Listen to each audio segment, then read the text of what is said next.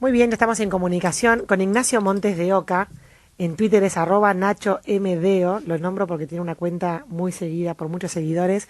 Él es periodista, escritor, bueno, trabajó en varios medios de comunicación y se proclama periodista independiente.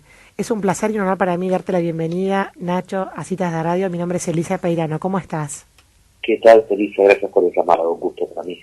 Bueno, Nacho, te tuteo y te digo Nacho porque siento que como te conozco por Twitter, viste que las tuiteros a veces entre nosotros nos conocemos. Totalmente. Y me parecía muy atinado tener una conversación con vos post 27 de octubre, para que nos ayudes a seguir como desgajando y develando las consecuencias que ha tenido para nuestro país el resultado de estas elecciones tan particular. Algo habíamos hablado antes de empezar el programa, pero quiero que me digas vos tu primer pantallazo, si te pregunto, ¿cómo analizar las elecciones? A ver, mi primera impresión es que el kirchnerismo, que en este momento es quien maneja el peronismo, ganó las elecciones, pero el poder quedó disperso porque lo que le servía al kirchnerismo era una victoria aplastante, similar a lo que proponían las PASO, pero no lograron tres cosas que eran importantes. La primera era una mayoría parlamentaria que les permitiera estar tranquilos y que el Congreso acompañara cualquier medida que iba a tomar el nuevo presidente. La segunda era el liderazgo político que necesitaban para llevar adelante las reformas que se proponían.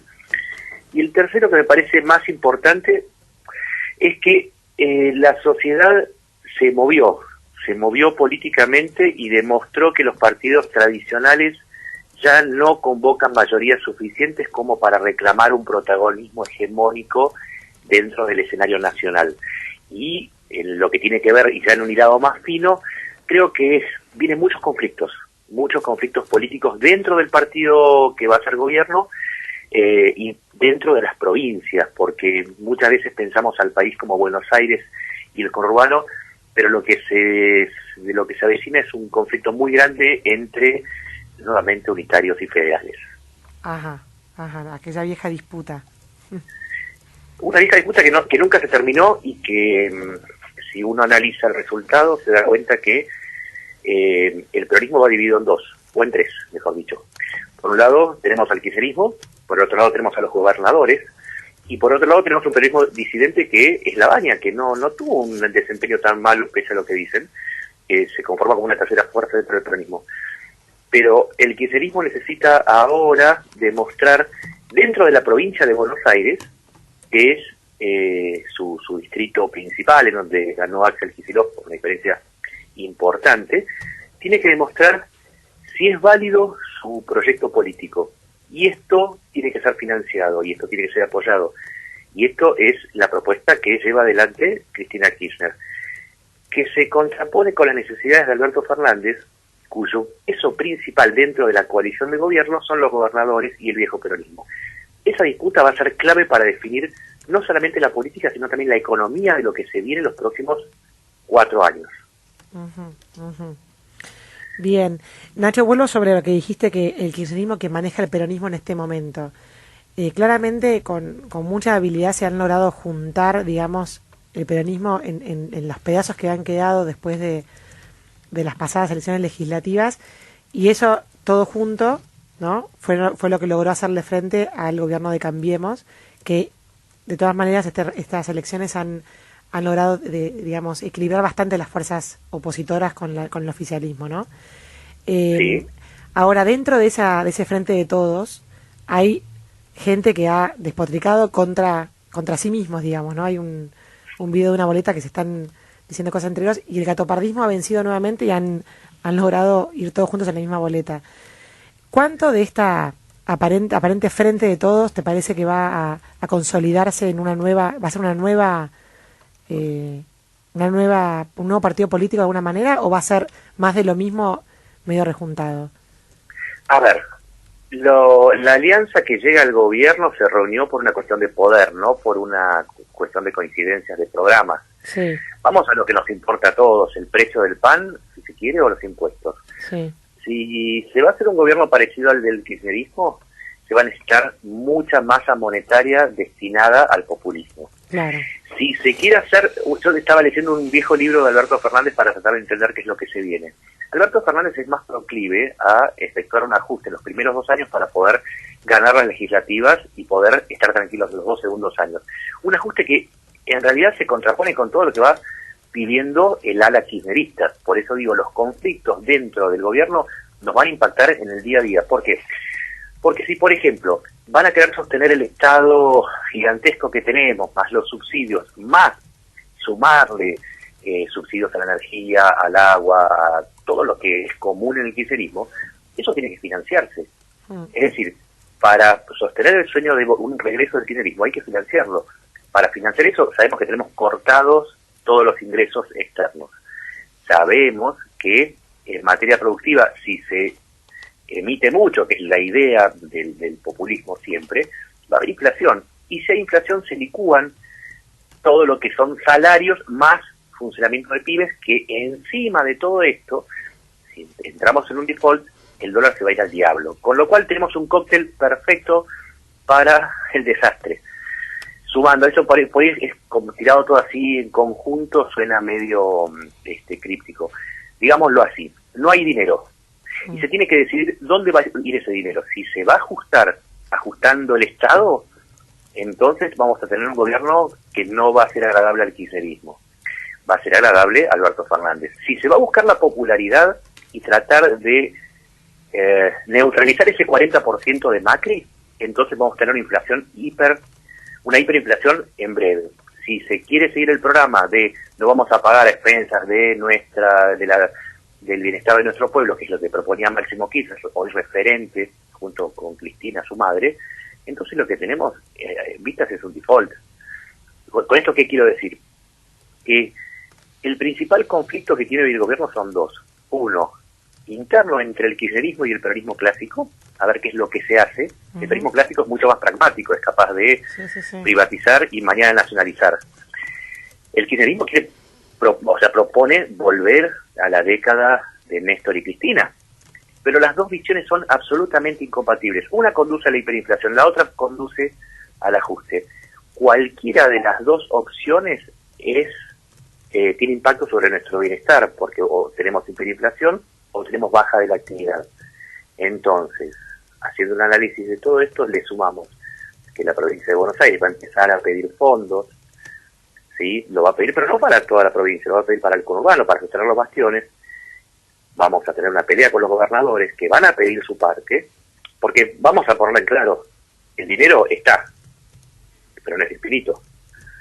Entonces, todos van a empezar a pelear. Entonces tenemos una serie de conflictos grandes. Y el último gran conflicto es numérico.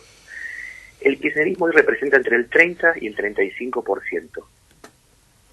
Suma y llega al 47% por las diferentes facciones del peronismo en el interior.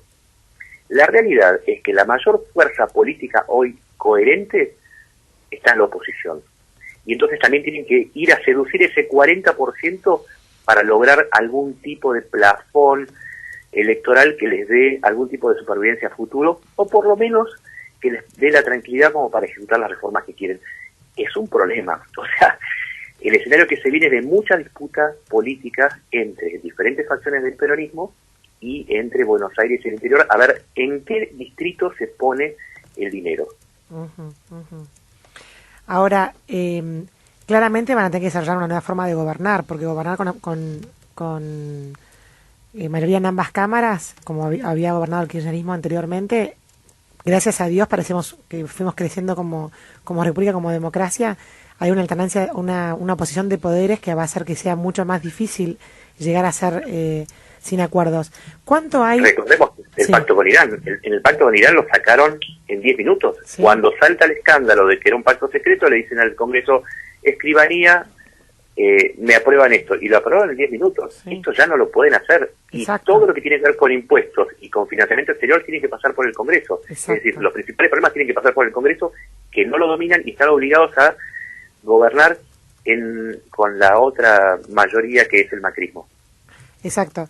Por eso me parece también un poco infundados los la cantidad de gente que está preocupada diciendo que vamos a hacer una nueva Venezuela. Creo que es completamente diferente nuestra situación a lo que ya fue el kirchnerismo sin controles durante 12 años, ¿no? Me parece A ver, que estamos parados en otro lugar. Seamos honestos. El argumento de que vamos para Venezuela fue un buen argumento electoral para tratar de asustar a la gente. La realidad es que para ir a Venezuela se tiene que hacer una reforma constitucional. La Constitución dice que se necesitan 2/3 de cada cámara, primero para que el diputado llame, ¿sí?, mediante una ley a una reforma constitucional, y después necesita que el Senado lo apruebe, y a partir de ahí llamar a una constituyente, ¿sí?, que se vota como se votarían diputados y senadores, que tendría que avanzar en la reforma.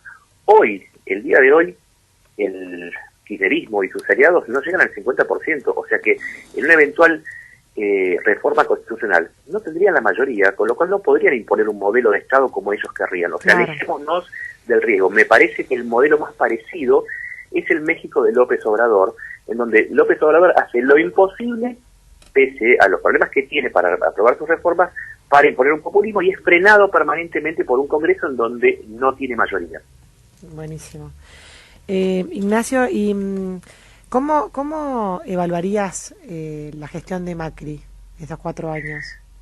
A ver, mira, yo hoy pensaba que es como Macri se quedó festejando un gol porque la pelota se metió justo a tiempo y pasó la línea. Lo que no se dio cuenta es que la pelota entró porque la mitad de la tribuna empezó a soplar y la empujó adentro. Y la otra cosa que quería, prefiero las metáforas porque ahorran camino. Creo que el gran error de Macri fue tratar de seducir a Milagros Salas y no darse cuenta que tenía a Julián Aguada al lado. Creo que perdió mucho tiempo tratando de acercar a los ajenos, que nunca se iban a acercar con ese gradualismo, y no consolidó su poder en ese 40% Claro. que podría haber crecido de haber ejecutado una reforma del Estado y particularmente haber hecho un cambio cultural profundo en donde fue claramente derrotado. Claro, claro. Ahora, la sociedad civil que salió a las calles con la campaña del Sí se puede y con las banderas a intentar revertir lo que ha sucedido en las PASO, yo coincido con vos en que no representa un partido, sino que representa el cuidado de las instituciones en la Argentina, ¿no? Y me parece que va a volver a salir a la calle en cuanto perciba que sus derechos son violentados o que no se está respetando la República. ¿Vos compartís esta mirada de que más allá de Macri o de Alberto Fernández, la sociedad civil ha agarrado como un poder en esta última década, si querés, que se hace sentir en las calles? Sí, mira, durante mucho tiempo nos acostumbramos a que el poder residía en un líder, y por primera vez en mucho tiempo, que diría desde los tiempos de la independencia, se volvió a producir un fenómeno que es una multitud sin líder que tiene claro a dónde va, que es la defensa de la República y la defensa de valores. Los valores están por encima de las ideologías. Vos podés ser comunista, podés ser socialista, liberal o lo que fuese. Sabés que, por ejemplo, matar está mal, ¿sí? Esos son valores, están en la cultura, están en la etapa superior. Lo que surgió ahora es un grupo de gente muy, muy compacto y homogéneo que lleva adelante valores democráticos que se contraponen a este miedo que hay por un derrape autoritario. Claro. Hoy el líder es Mauricio Macri. Mañana pueden poner a otro, pueden poner a 2 o 3, pero esa masa sigue homogénea y esa masa tiene un peso electoral definitivo en las próximas elecciones, que son las legislativas. Tal cual. Entonces, creo yo que hay individuos que son la parte, si se quiere, más dinámica económicamente, que han dicho hasta acá llegan. Y esto es un fenómeno político interesantísimo. A partir de las últimas marchas, la Argentina dejó de ser la misma. Existe un nuevo actor político que yo lo compararía, ¿sabes qué? Cuando en la selva sale la marabunta es imparable. La marabunta está formada por hormigas muy chiquititas que vos una a una las pisás, las haces pelota. Ahora, la fuerza que da el número es lo que hace que ningún animal se pueda enfrentar a esa marabunta. Recién ahora salió esa marabunta, no llegó a tiempo a dirimir la cuestión electoral, pero sí llegó a tiempo a ponerle un freno y a marcar un cambio de época que tiene que ver con lo cultural más que con lo político. Y a partir de ahora hay un grupo de gente que tiene claro que hay 3 premisas que necesita: democracia, libertad e individualidad.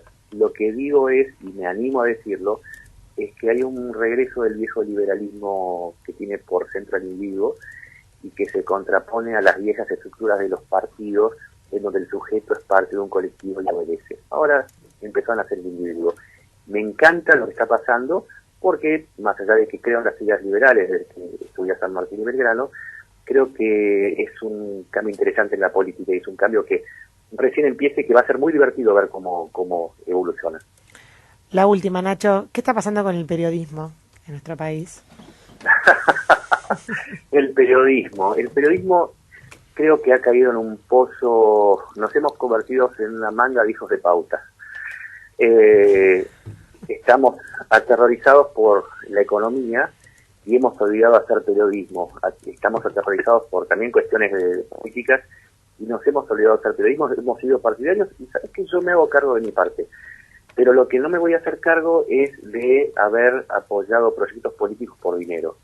En mi caso prefiero ser independiente, yo vivo de lo que mis lectores me donan, y veo que los medios han entrado en un lugar muy difícil en el que mira, es cuestión de cifras muy sencillas.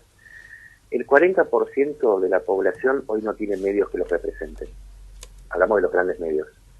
La debacle del periodismo, que tiene que ver con este panquequeo que han hecho en las elecciones, antes en el kirchnerismo y ante el macrismo, muchos han callado y muchos han hecho lo imposible para generar al gobierno.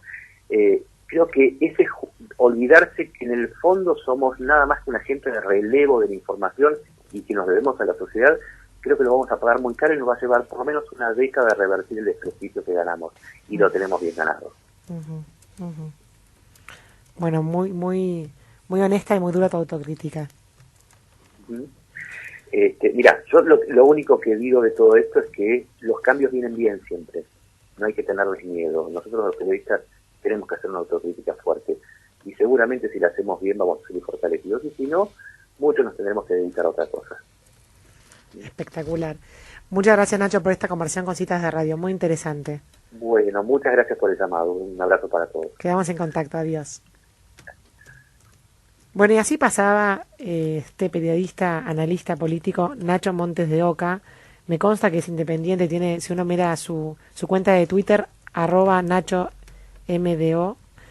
está en tweet fijado los datos de la cuenta bancaria de él, como diciendo, bueno, soy un periodista independiente, el que quiera colaborar con esta misión, bienvenido sea, habla de transparencia, me gusta mucho su análisis. Acá para terminar el... Sí, además, como él decía, las político. metáforas ayudan, ¿no? Y me parece que las metáforas que dio son muy gráficas y me sentí muy un alivio representada también con la marabunta, ¿no? Sí, totalmente. Y un alivio también el que, a pesar que el escenario es difícil y complicado, es aliviador esto de las instituciones, ¿no? Que están respaldados por eso.